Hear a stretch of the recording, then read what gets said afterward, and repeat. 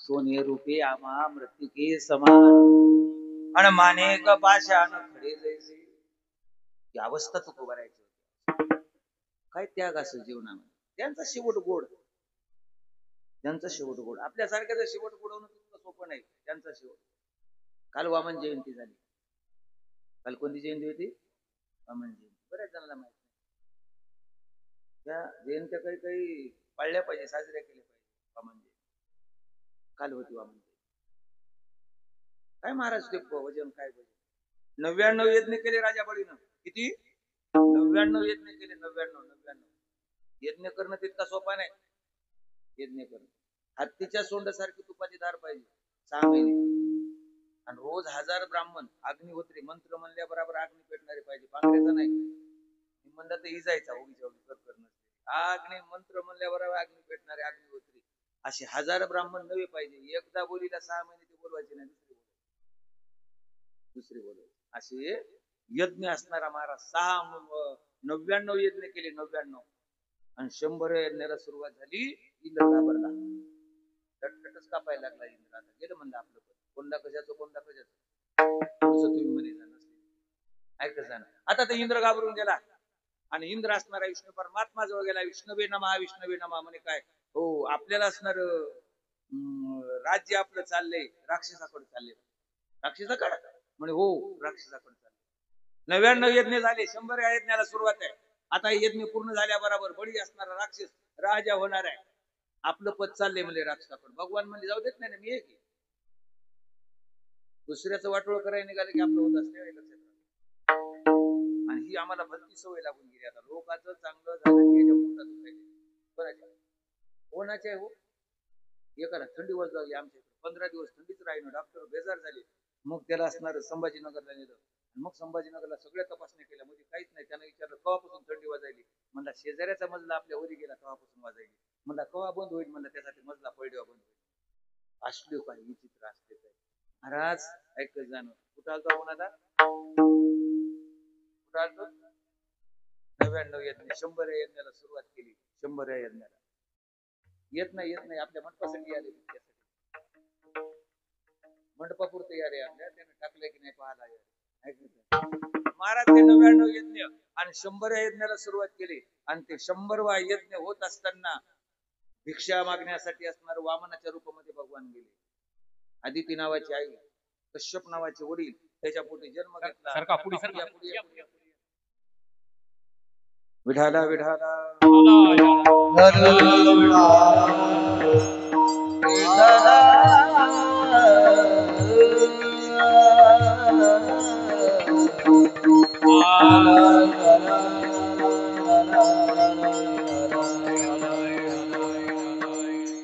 आताच कोणतरी वर्णन केलं उघडे बरं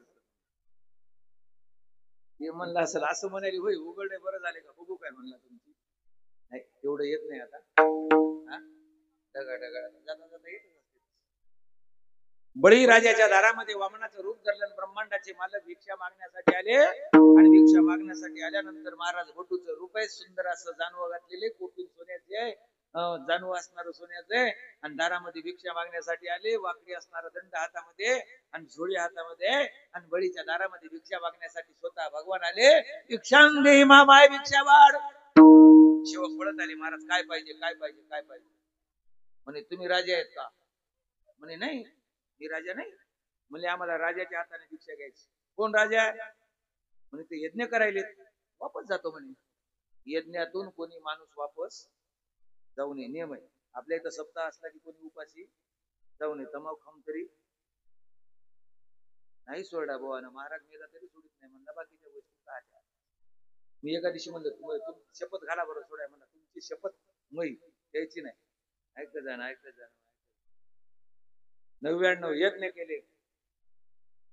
पण तू राजा कोण आहे? तुम्ही आहेत का? म्हणे नाही. राजाला बोलवा. काही जण पळत गेली. बळीराजाला सांगितलं राजा तुमच्या हाताने भिक्षा घेतो म्हणाले. वापस चालला. यज्ञ आपला भंग होईल. यज्ञातलं सत्व निघून जाईल. बळीराजामध्ये मग मी जातो भिक्षा वाढायला. शुक्राचार्यानं पाहिलं. अरे म्हणजे तो दुष्ट आहे दुर्जन आहे. आपल्या राक्षस कुळीला मातीत घालणारा देव आहे. बळीराजाचे डोळे पाण्याने भरून आले. बळीराजानं सांगितलं महाराज, ब्रह्मांडाचा मालक जर माझ्या घरामध्ये भीक मागायला येत असतं, याच्या इतकं पुण्य कोणतं आहे? लक्षात राहते. देवासाठी आपण कुठपर्यंत पळापळी करायलो. ज्या दिवशी देव आपल्या घरला येते समजा आपला शेवट गोड झाला. देवासाठी आपण रात्रंदिवस तळमळ चालू आहे. एका दिवशी देवाने येऊन दाराला आवाज द्यावा, झोपले का सावकार म्हणून, त्या दिवशी समजा आपला शेवट गोड झाला. लक्षात राहते. देवासाठी आपण रात्रंदिवस बेजार येत आहेत. एका दिवशी देवानं आपल्यासाठी असणारे महाराज कोणाला विचारावं, फलाण्याची तब्येत बरी आहे का? कोण विचारावं? मालकीन तरी विचारते, इतकी मन हलवायलो आपण आपल्याला. मालकीन तरी विचारते का बरं आहे का म्हणून? ऐकत जाणं माय जगद्गुरु तुकोबाराय असणारे काय वागणं होतं. बळीराजाला सांगितलं गुरु महाराज, ज्या ठिकाणी असणारे भगवंता ब्रह्मांडाचा मालक भिक्षा मागण्यासाठी आलाय, एवढं मोठं पुण्य कोणतं आहे? 3 पांड जमीन मागितली, 2 पांडात सगळं आठवलं. सांगितलं बळी आता पाय कुठं ठेवू, सांग पाय कुठं ठेवू. बळीराजानं सांगितलं, देवा मी दाता आहे, दाता स्वतंत्र असला पाहिजे. पुन्हा लक्षात, दाता कसा असला पाहिजे? दाता स्वतंत्र असला पाहिजे. आणि जोपर्यंत दाता स्वतंत्र नाही तोपर्यंत दान देण्याची किंमत राहत नाही. दाता स्वतंत्र असला पाहिजे. सप्ताह असला की पट्टी स्वतंत्र त्याचा मालकी द्यायच्या, भाई इतके देव काय नाही बस ग, इतके देव का? स्वतंत्र असला पाहिजे दाता. दाता आहे, मी स्वतंत्र आहे, दाता आहे. तेव्हा माझ्या डोक्यावर पाय. बळीराजाच्या डोक्यावर पाय ठेवला. बळीराजाला पाताळात घातलं. पुण्यवंत पाताळ लोक गेला, पण ते राजा होता पाय धरला पक्का. शेवट कसा गोड होते लक्षात राहते. पक्का पाय धरला. तितकं तरी कळ जाऊ नेमकं काय कुठं काय आहे. ती संधी जर कळाली ना, संधी सोनं होत असते. पण जीवनामध्ये संधी तीनदा येत नसते. माणसाच्या जीवनामध्ये एकदा दोनदा तीनदा, त्याच्या पलीकडे संधी येत नसते. किती संधी येत नसते. मला नाही पुढे बघू, पुढच्या वर्षी पाणी कमी पडलं काय बघतो. म्हणजे संधी तितकी तीनदा येत नसती. संधीचं सोनं करून घेणं आपलं काम आहे. महाराजाचा पाय धरला आणि सांगितलं, बडी पाय सोड ना आता. सोडणं गड्या म्हणला. का बडी सोडणं पाय? सोडणं गड्या म्हणला. योग्याचे ध्यानी ध्याता ना तुळशी, म्हणतो तो आम्हा पासी मागे पुढे. अरे योग्याला सपनात येत नाही, त्याचे पाय सापडलं सोडित असते होय. सोडणं गड्या म्हणला. आता बडी सोडणं वचन द्यावं लागते म्हणला. मला माग काय मागायचं ते एकच काम कर गड्या म्हणे देवा. आता दृष्टी पुढे ऐसाची दूर आहे आणि जो मी तुझं पाय पांडुरंगा किंवा हिरवेळा. भगवंत सोन्याचा दंड घेऊन दारात उभे. पाचवा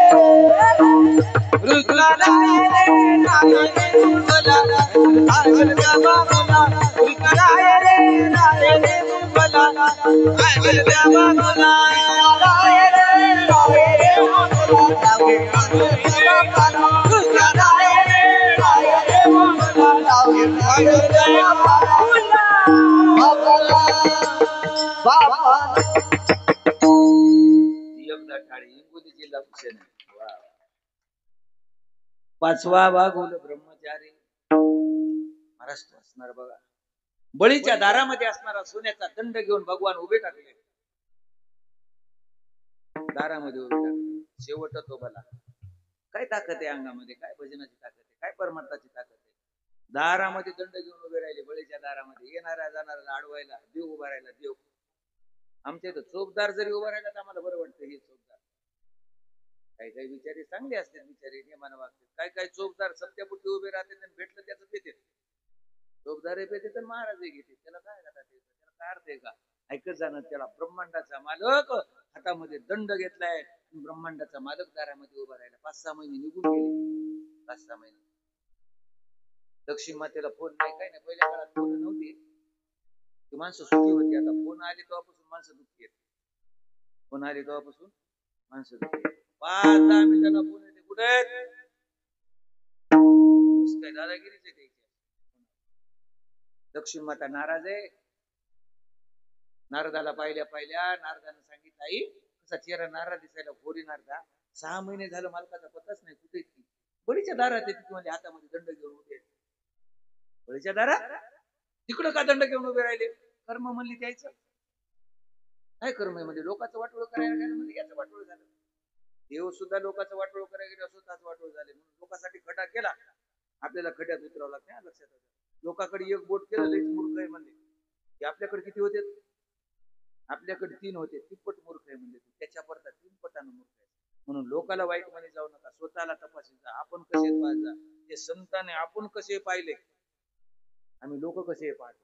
लोका पाहता तुला लोकांहून काहीच करायचं नाही, तू बघत कर्म वाईट झालं म्हणे. आणि बळीला छेडण्यासाठी गेले, दारामध्ये द्वारपाळ होऊन बसले. लक्ष्मी मातेचे डोळे पाण्याने भरून आले. नारदा, आता माझ्या मालकाची सोय काय, कवा येणार आहेत? म्हणजे बळी मेल्यावर. म्हणजे कवा मरणार आहे ते कोणाला माहिती, कवा मरणार. लक्ष्मी माता रडू लागली, नारदा काहीतरी पर्याय सांगावं लागते रे, काहीतरी पर्याय सांगावं लागते, काहीतरी पर्याय. संत पर्याय काढतात ना, त्याला संत म्हणतात. आम्ही त्याला जास्त भडकितो, त्याला माणसं म्हणतात. तुला काय राहिलं म्हणला, सर्रास पोरकी म्हणला, तुला सांग की समजून, बरं नसते म्हणजे बरं नसते. संत समजून सांगतात, संत हिताचं सांगतात, त्याला संत म्हणतात. नारदानं पाहिलं, आईसाहेब घाबरू नका म्हणे, तुम्हाला जावं लागते सोडवायला. मला जावं लागेल म्हणे. हो, मालकावर संकट आलं की बऱ्याच काळात बायानं मालकाला सोडवलं संकटातून. मागचा जर इतिहास आपण पाहिला तर मालका संकट आल्यावर बाई जर हुशार असेल तर मालकावर कधी संकट येऊ देत नाही महाराज. स्वतः ते संकट सोडून एवढी ताकद तुमच्यामध्ये आहे. मालकावर आलेले संकट तुम्ही बऱ्याच वेळेस नाहीसे केले. ज्यावेळेस वडसावित्री पौर्णिमा येते तेव्हा ते वडाची पूजा करते. ते महाराज सत्यवानावर संकट आलं, मृत्यूचा घाला आला, पण बाईनं त्या यमाच्या तावडीतून सोडून आणलं.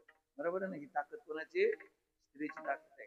सच्चिदानंद बाबाला मेल्यानंतर चौघाच्या खांद्यावर जाता जाता संत श्रेष्ठ ज्ञानेश्वर महाराजांचं दर्शन घेऊन आशीर्वाद घेतला, आणि त्या आशीर्वादाच्या पार्श्वभूमीवर आपल्या मालकाला मेलेलं उठवलं. तिचं नाव काय? तुला काला आणले कोण म्हणलं? तुम्ही ऐका ना, ऐका ना, ती ताकद असणारी स्त्रीची. अजून सांगू का?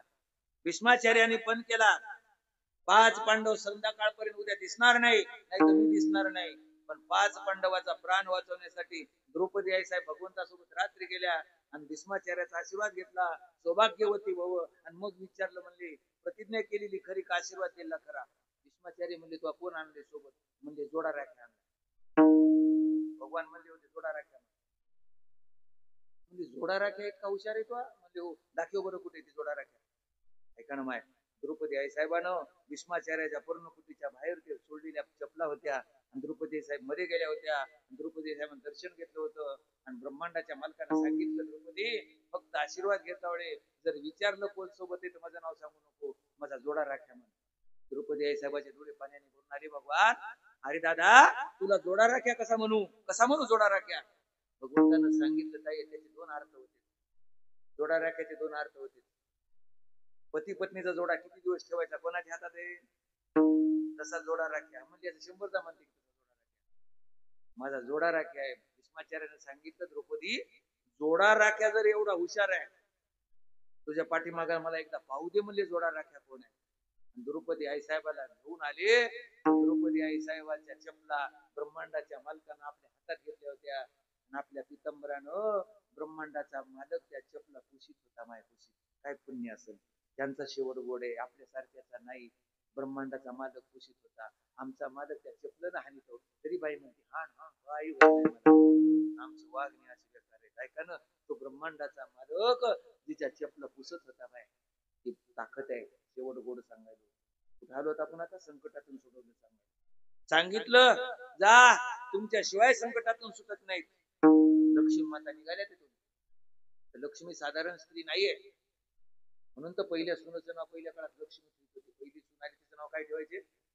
लक्ष्मी ठेवायचे पहिल्या काळामध्ये. आता बंद झालं, आता पुरी नाव बदलू देईनच. आता बदलून जमतही नाही, ते सगळे कागदपत्र हे ते त्या नावावर गेलेले बऱ्याच भानगडी. जाऊ दे आता. पूर्वीच्या काळामध्ये पहिली सून आली की तिचं नाव काय ठेवायचे? लक्ष्मी ठेवायचे. लक्ष्मी सारखी स्त्री नाही येथले पण हे सरीची कोणी नाही लक्ष्मी यायची. आणि श्री सारे घ्या दासी घरी जियेच्या. लक्ष्मी सारखी स्त्री जगाच्या पाठीवर कुणी सुंदर नाही. 22 स्त्रिया जगामध्ये सुंदर आहे, त्यापैकी पहिल्या क्रमांकाची स्त्री सुंदर आहे, तिचं नाव लक्ष्मी माता आहे. तिचं नाव काय? लाकडावर मांडली तर तशी सुंदर दिसते. अशी लाकडावर तुमच्याकडे मांडली असतील ना आता. मासे आणत नाही, त्याने उतावरली कुत्री खाऊ लागली आणत नाही. ती लक्ष्मी लाकडावर मांडल्यावर तेवढी सुंदर दिसते. ओरिजिनल लक्ष्मी जर आपल्या घरी आली तर किती सुंदर असेल म्हणाले. खरी लक्ष्मी. लक्ष्मी मातेनं विचार केला, आपल्या मालकाला सोडवायचंय. मालक लोकांचा नोकर आहे, आपल्याला मालकीन होता येत नाही. हिनं भिकारणीचं रूप धरलं. कोण? लक्ष्मीनं. फाटकी असणार लुगडं नेसलं. पहिल्या काळात लुगडे होते. कालांतराने ते आता बंद झाले. लुगड्याच्या साड्या तरी राहा. तिकडे तर गाऊनच निघाल्या. तिकडे आंध्राकडं तेलंगणात जर गेलो तर साडीवाली बाई कोणी दिसतच नाही. सगळं एकच गाऊनच सगळ्याला. आता आपल्या इकडे ती संस्कृती आहे हळूहळू. महाराज ते असे सुंदर अशा प्रकारचं लुगडं नेसले. फाटकं लुगडं आहे. हातामध्ये कटोरी घेतलेली आहे. वाकडं तिकडं काटून घेतलेलं आहे. केस असे मोकळे सोडलेले आहेत. मलिन असं रूप धरलेलं आहे. आणि आईसाहेब असणार बळीच्या नगरामध्ये आलेले आहेत. आणि बळीचं नगर पाहिलेलं आहे. तिथं ब्रह्मांडाचा मालक हातामध्ये दंड घेऊन उभा आहे. ते नगर कसं असेल? ब्रह्मांडाचा मालक जे हातामध्ये दंड घेऊन उभा आहे, तर ते नगर कसं असेल? हायवे गेला तर आमचे नगर सुधरायले. वावर इकून का होईना म्हणून हायवे गेला. आमच्या इथं काही काही रडले पलीकडून गेला म्हणून. बरं झालं गेला नाही रे. लेकरा बाळाची भाकर जात होती. येण्यासारखं करू नका. महाराज त्या बळीच्या हातामध्ये असणारा दंड घेऊन ब्रह्मांडाचा मालक ज्या नगरामध्ये असणारा उभा आहे, ते नगर काही साधारण असेल? ऐका ना माहिती नगर. आणि त्या बळीचं नगर पाहिल्या लक्ष्मी मातेनं त्या नगराला साष्टांग दंडवत घातला. धन्य इथला राजा म्हणजे धन्य. आता लक्ष्मी नगराच्या गावाच्या पाया पडत असेल, माणूस कसा असेल म्हणायला. एरी कसा असेल? एरी नेमका कसा असेल? सांच्या पारी दुलत असेल. नेमका लगेच लक्षात राहू दे जाणं. अरे महाराज हे आचरण फार महत्वाचे हो. परमार्थ महत्वाचा नाही. किती पाठ याला किंमत नाही. काय काय पाठ केले याला किंमत नाही. करू नका असं नाही. पाठ करीत जा, पण किती पाठ केल्याला किंमत नाही. तुझं आचरण काय याला किंमत आहे. वागणं काय याला किंमत आहे. माणसाच्या जीवनामध्ये माणसाच्या संपत्ती करता माणसाच्या आचरणाला किंमत आहे. माणसाच्या वागण्याला किंमत आहे. माणसाचं वागणं घसरलं माणूस संपला. किती पैसेवाला असू द्या, लोक किंमत देत नाही. त्याची जीभ घसरली. आणि माणसाची जीभ घसरली. लोकांना संडास त्याच्या घरावर टाकली. लक्षात राहू द्या. जीभ तर घसरली. लोक फार खराब आहेत. महाराज त्या माणसाची जीभ घसरू देऊ नका. फार अवघड आहे. म्हणून जीभ सांभाळा. हे शेवटच्या चरण महाराजांना सांगितले. माणसाच्या परमार्थाचं लक्षण म्हणजे जीभ आहे. ही जीभ सगळ्यामध्ये महत्वाची आहे. अहो साखर गोड नाही तितकी जीभ गोड आहे. माणसाची स्तुती फार गोड आहे. पण माणसाला जरा शिकत जा. मग लक्ष्मीने साष्टांग दंडवत नगराला घातला. लक्ष्मी माता भिक्षा मागू लागली. गावातल्या बाया पाहू लागल्या. माय भिकारी नाही. तिने प्रत्येक घरी जाऊन भीक मागायची. वाढे माय वाढे माय अशी बरोबर भीक मागायची. त्या बायानं पाहिलं. निरोप दिला. बळीराजा एका दिवशी तुळशीला पाणी घालू लागला. आणि बळीराजाच्या दारामध्ये लक्ष्मी माता आली भिकारणीच्या रूपामध्ये. आणि वाढ माय वाढे माय असं म्हणल्या बळीराजानं पाहिलं. अरे इथं भिकारी नाही म्हणे, कोणीतरी अधिकारी स्त्री आहे. तुळशीला पाणी घालता घालता तिथंच सामाईन ठेवलं. तिथंच ती असणारी पंचपाळ ठेवलं. तिथंच ती फुलारी ठेवली. आणि ते असणार लक्ष्मी मातेला पाहिलं. पळत गेले. आधी तुळशीला पाणी घाली जावं का आधी देवाची पूजा करी जावं? तुमच्याकडे काहीच करीत नाही. तुळशीला पाणी घालत नाही, पूजा करीत नाही, मग काहीच करी जाऊ नये. कर नसलेली आधी जेव्हा जाऊ उठल्या ऐकत जाणं. पहिलं पाणी तुळशीला घाली जावं, मग देवाची पूजा करी जावं. पहिलं पाणी. आम्ही ते सगळे देव धुतो ते पाणी तुळशीला टाकतो. नरकाला जातो. नरकाला पुण्य करून होय पाप. कुणाला आपण पुण्य करता करता काही गोष्टी पापाच्या व्हायल्या. तुळशीला घर झाडतावळी आधी अंगण झाडून काढी जाव आणि मग घर झाडी जाव. म्हणून तेव्हापासून मन पडली घराची कळा. अंगण सांगतो. लक्षात ठेवते. आधी अंगण. अंगात सुद्धा नुसतं अंगणामध्ये कचरा घर साफ करायची. बस ग ऐकत जाणं. आता लक्ष्मी मातेनं पाहिलं बळीराजानं. आणि आता लक्ष्मी मातेला हात जोडले. ताई कोणीच ताई तुझं काय नाव आहे? ताई म्हणल्या लक्ष्मी मातेनं सांगितलं दादा मी अनाथ आहे रे, मला कोणीच नाही.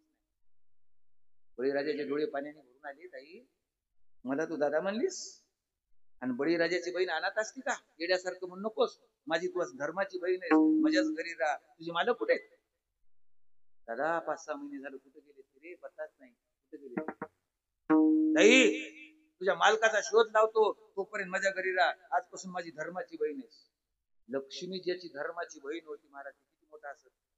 तरी नेमका किती मोठा असेल. ते तालुक्याचा काही अध्यक्ष असेल नाही, ते पंतप्रधान असेल का? काय जाडायचे त्या पंतप्रधानाला अध्यक्ष पदाला? काय करायचे त्या पदाला? महाराज ब्रह्मांडाची मालकीन लक्ष्मी माता जिला म्हणतात ती असणारी धर्माची बहीण होते. ती काय राजा साधारण मोठा असेल का? सांगितलं दादा मी तशी राहत नाही गड्या म्हणे. मग मला काहीतरी काम सांग दादा. लक्ष्मी माता म्हणू लागली बळीराजाला मला काहीतरी काम सांग, मला काहीतरी. बळीराजानं सांगितलं ताई वेळ लागले का ग तुला? बळीराजाची राजाची बहीण बळीराजाची बहीण काम करते?